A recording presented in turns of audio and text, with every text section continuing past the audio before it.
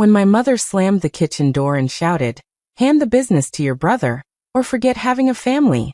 Something cold closed inside me. Her words weren't just an order. They were a threat to erase everything I had built with my own blood and sweat. I folded my hands, looked at her without begging, and let that moment become the map for what I would do next. That night, the dining room felt colder than ever. Plates clinked, glasses shimmered. But my mother's words cut through everything. "Give the company to Zoe, or forget having a family," she shouted, her voice sharp, carrying across the table filled with relatives and family friends. I felt every eye on me, waiting to see me crumble, to see me beg. My stomach twisted, and a heavy shame pressed against my chest, but I didn't flinch. I looked at her calmly, steady, refusing to let fear or anger control me. My mother's smile faltered, and the room held its breath. My brother Zoe beamed, basking in their cheers, thinking he had won. But in that moment, something inside me hardened. I folded my hands, straightened my back, and left the room without a word. Each step was loud in my own mind. A promise I whispered to myself. I would never let anyone make me small again. That night, I realized family could try to control me, humiliate me, or shame me, but my own will was stronger than their threats. The sound of the door closing behind me felt like freedom and fire at the same time. I didn't need their approval, their cheers, or their celebrations. I had made my choice, and it was mine alone. From that night on, I knew I would fight for my place, for the business I built with my own hands, and for my dignity. I wasn't just refusing to give up the company. I was refusing to let them erase me. Every hurtful laugh, every proud glance at Zoe, every attempt to shame me became fuel. I walked away from that dinner not broken, but more alive, more determined than ever to prove that respect, love, and success could not be bought or forced. They had to be earned. And in that fire, a quiet, burning plan began to grow inside me, one that would show them that I was unstoppable, unshakable, and unapologetically me.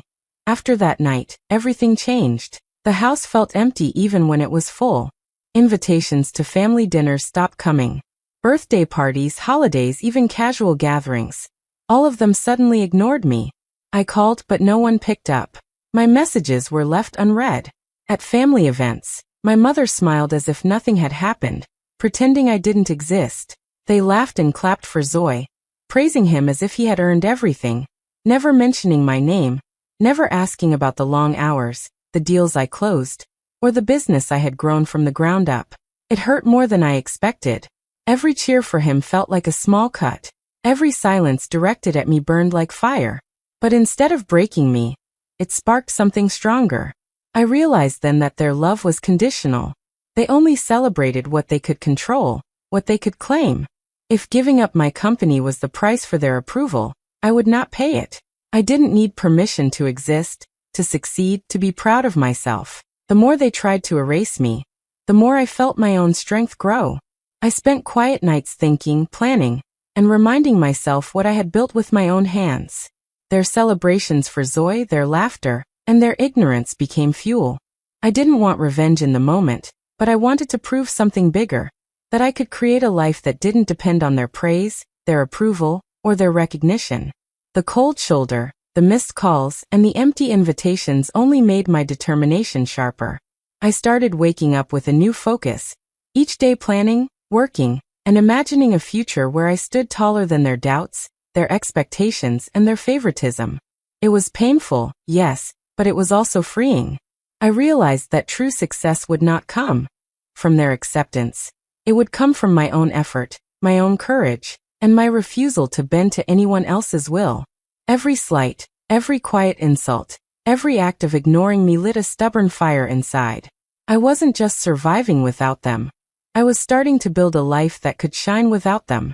And in that ember of pain, a plan began to grow quietly but powerfully. A life, a success, and a name that they could not erase. No matter how loudly they cheered for Zoe, that I threw myself into the business like my life depended on it. Nights turned into long hours at my desk, weekends disappeared, and every spare moment was spent planning, calling, and learning. I met with suppliers, some old and some new, and worked hard to renegotiate contracts so the company could make more profit without cutting corners. I studied legal protections, learned how to secure the business properly, and made sure nothing could be taken from me easily. For the first time, I didn't ask anyone for permission, and I didn't wait for approval. Every decision I made, every deal I closed, belonged to me.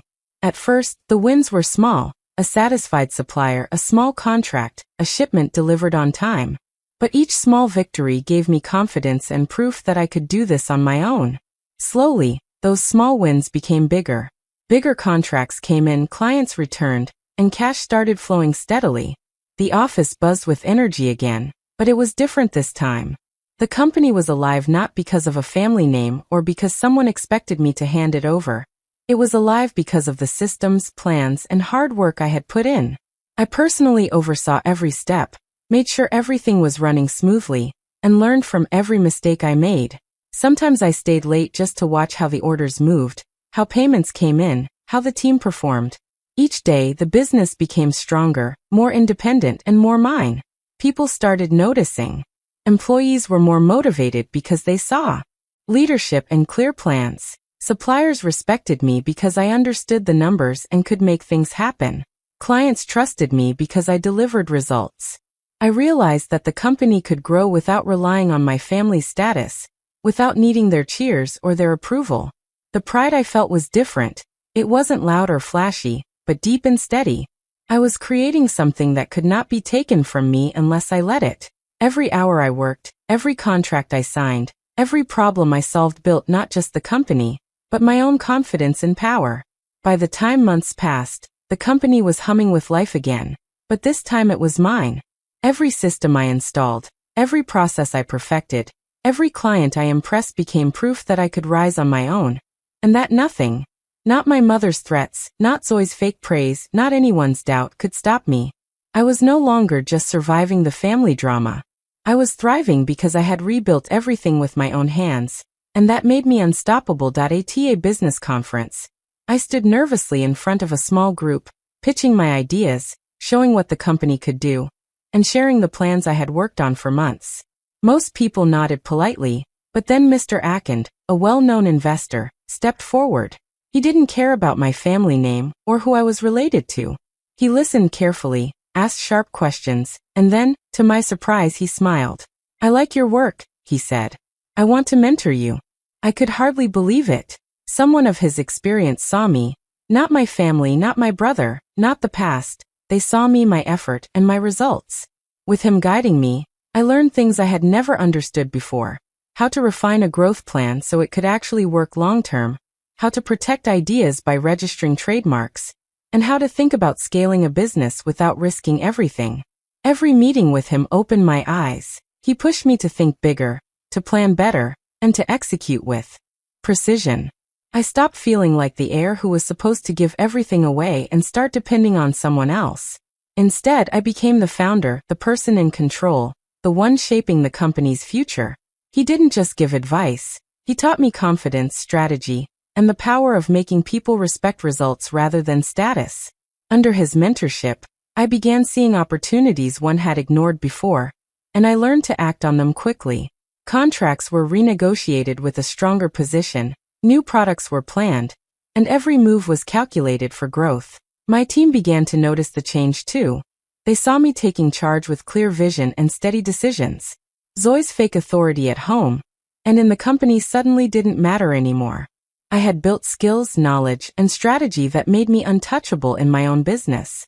I was no longer the quiet daughter who could be pushed aside. I became someone the market and competitors had to acknowledge. Mr. Akand's belief in me made me believe in myself even more. He didn't just mentor me. He unlocked a version of myself I hadn't dared to step into. That day, I realized something crucial. It wasn't about family approval or legacy. It was about execution, persistence, and proving through results that I could stand on my own. From that moment, I moved forward with a confidence that no one could ignore, ready to take the company to heights that even my family had never imagined. I had become the founder they couldn't erase or underestimate, and every decision I made reflected that power. I noticed a gap in the market that no one was really paying attention to. I spent nights thinking about what customers needed but weren't getting. Finally, I developed a new product line that solved that problem perfectly. When we launched it, I held my breath, unsure if it would work. But the response was immediate. Orders started coming in, and within weeks, the first batch sold out completely. It was the first real proof that the business could thrive on its own strength, without anyone else's name or influence. Encouraged, I decided to expand carefully. I rented a small, modest second office, enough space for a few people to help manage operations and logistics. I hired 3 local graduates, young and eager, ready to learn and work hard. I trained them myself, teaching them the standards I expected, and they brought fresh energy and ideas into the company. Slowly, word began to spread in trade circles. People in the market started talking about us. Jairo's company is the one to watch, they said, and I felt a quiet pride hearing it from strangers who valued results, not family connections. It was strange but powerful to see how quickly things shifted when the work was done right. While my family celebrated Zoe at home, the real recognition was coming from the market, from clients, suppliers, and partners who cared only about the value we delivered. Each sale, each contract, each satisfied customer felt like a small victory, not just for the company, but for me personally. It was a slow, steady climb back to respect, and it tasted sweeter because no one had handed it to me. I could finally see that the humiliation and attempts to erase me had given me something no one could take, a drive to succeed on my own terms. The company hummed with energy, a quiet force that no one could ignore, even if they tried. I kept building, expanding in small, smart steps, always focusing on quality and service. Every shipment delivered, every happy client, every positive review was a mark of my independence. It didn't matter what my mother or Zoe said. The market only cared about results, and the results were undeniable. My confidence grew with each passing day. I wasn't just rebuilding a business. I was creating a reputation, a legacy that no one could erase. And in that quiet expansion, I felt the first real taste of power, the kind that comes from proving yourself, not begging for approval, and watching the world recognize your worth one step at a time. One morning, I started hearing rumors that things at the company weren't going as smoothly as my family had claimed. Zoe's so-called leadership was showing cracks.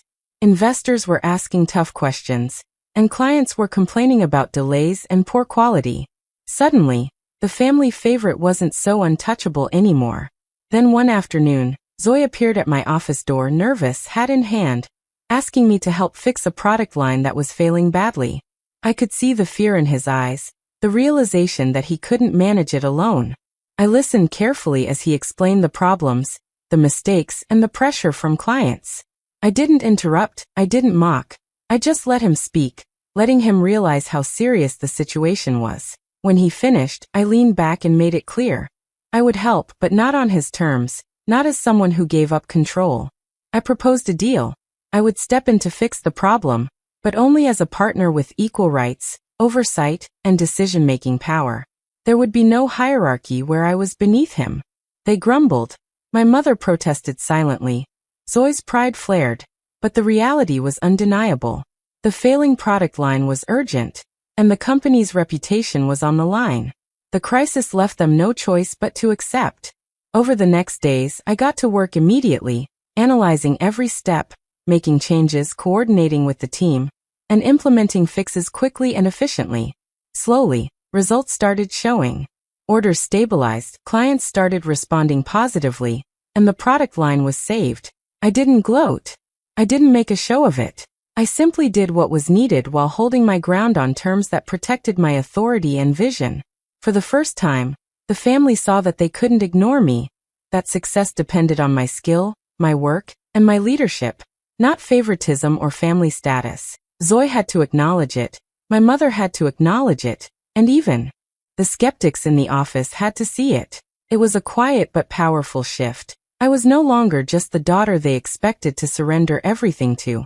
I was a true partner, a force they couldn't control, and someone whose work and decisions were respected. The situation that had seemed like an opportunity for them to embarrass me became the moment I secured my position permanently, proving that no crisis could weaken me if I stood firm on my principles. From that day, the balance had changed and everyone knew it. Before finalizing our partnership, I insisted on a full, transparent audit and a third-party review. It was a normal step for any serious business, But I knew it would also show the real story of what had been happening while I had been pushed aside. The auditors dug into every record, every invoice, every decision made under Zoe's management. Slowly, the picture became clear. There were missing entries, sloppy bookkeeping, and poor choices that had cost the company money and clients. Mistakes that had been hidden behind polite smiles and excuses at family gatherings were now documented in black and white. The truth that had been quietly ignored or dismissed for years could no longer be denied. I remember sitting with the audit report in my hands, feeling a strange mix of satisfaction and vindication. Finally, there was proof. It wasn't about hurting anyone personally.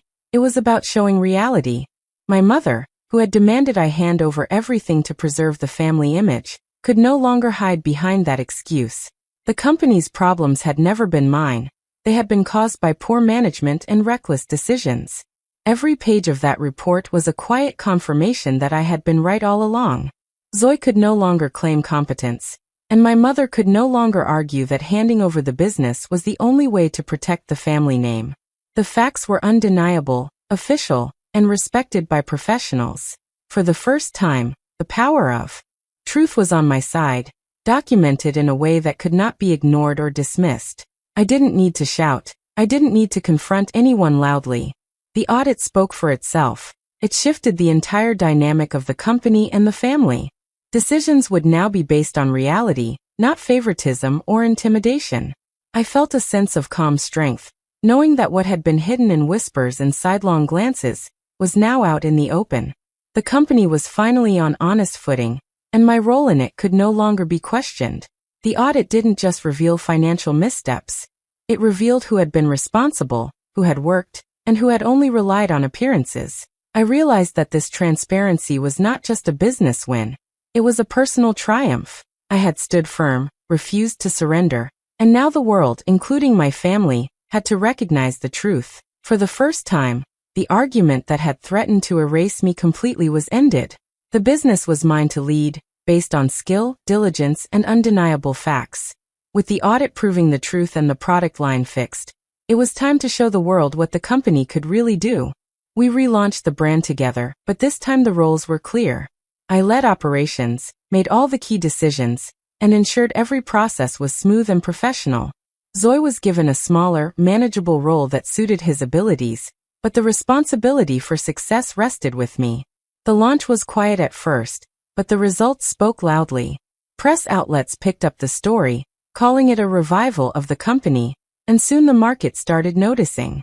Orders increased, revenue climbed steadily, and customers sent messages praising the improved quality and reliability.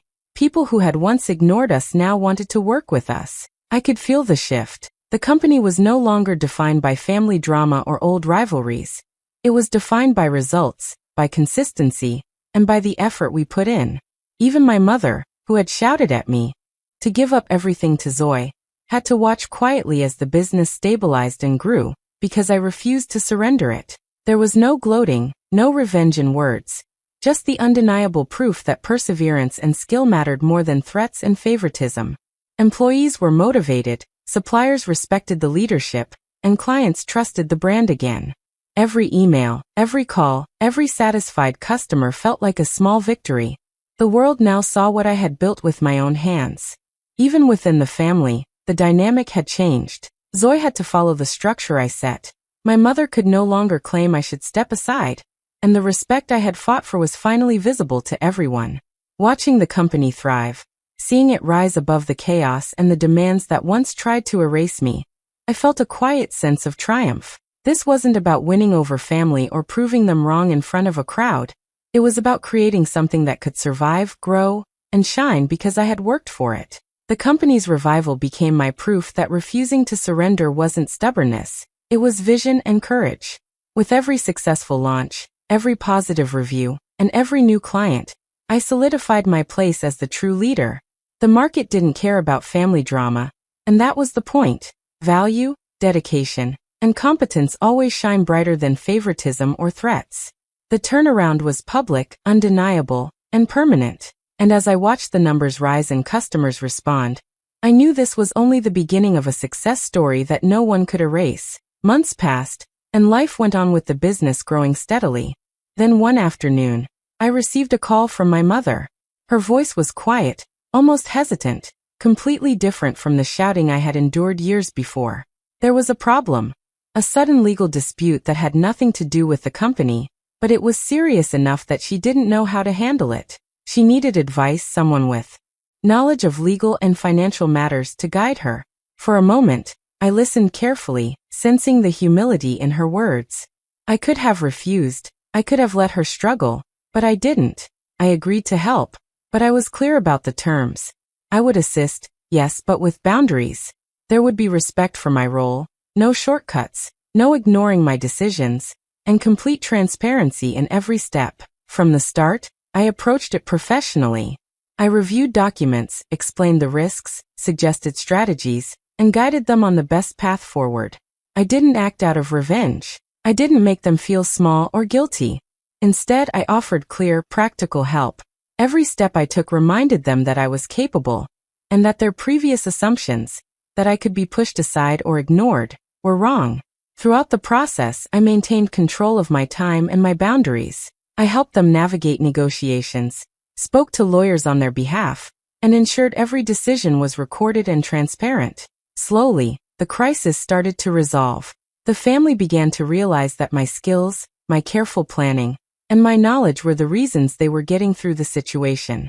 My mother, who had once demanded I surrender my company to her favorite, now had to acknowledge my value in a completely different way. It was not about winning over her or punishing her. It was about showing that competence, professionalism, and clear boundaries mattered. I learned that helping someone didn't mean giving up power, and that respect could be demanded through skill and consistency, not threats or anger. By the time the legal dispute was resolved, I had helped them safely navigate the crisis, and they had no choice but to respect my role, my authority, and the limits I had set. That day, I realized that true power was quiet and steady. It didn't need drama or shouting to be recognized. I had given help without losing myself, without letting past pain control me, and in doing so, I had ensured that my family could never treat me as expendable again. My mother's call had been a test of humility, and I answered it with professionalism, strength, and boundaries, showing that respect was earned, not demanded, and that I was finally in control of my own life. In the end, my victory didn't come from taking everything or trying to crush Zoe. I didn't need to humiliate anyone or make them suffer. My revenge was quieter, smarter. I rearranged the pieces of the life and business my family thought they could control, so it could thrive without me surrendering anything.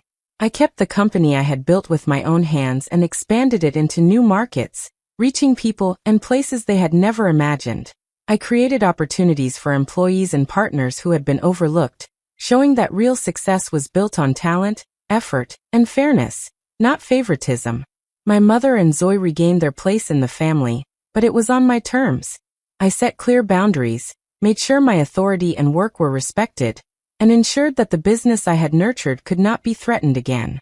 The old power dynamics, the threats, the expectations that I would simply hand over everything, no longer existed. Every contract I signed, every office I opened, and every client I served quietly proved that I was in charge. The real revenge wasn't loud or cruel. It was lasting. It was the steady, unshakable proof that I couldn't be erased, ignored, or undervalued. People in the market, clients, and even family now recognized my name first. My mother's attempts to control me, her threats to cut me off, and the years of pressure and shame had all backfired. Instead of breaking me, they had fueled my determination. I had turned every insult, every dismissal, every attempt to erase me into motivation to grow stronger, smarter, and more capable. And in the quiet strength of my achievements, I found the ultimate satisfaction. I didn't need to gloat, and I didn't need to destroy anyone.